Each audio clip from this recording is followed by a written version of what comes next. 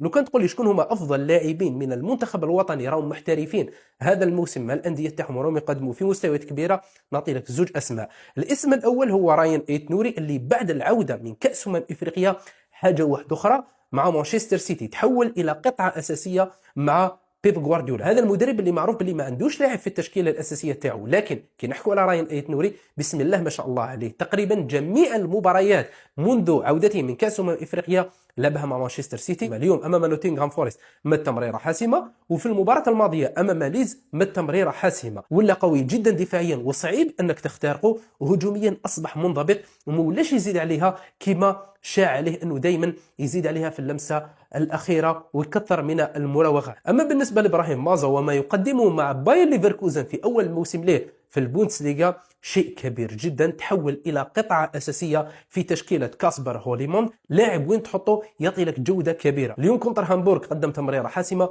وساهم في تحقيق الفريق تاعو ل3 نقاط، وكان افضل لاعب في المباراه. شيء ايجابي انه نشوفوا ابراهيم مازا وراين ايت نوري قدموا في هذه المستوى. قولوا لي في الكومنتات بالنسبه لكم شكون هما افضل لاعبين حاليا في المنتخب الوطني، صح صحاركم.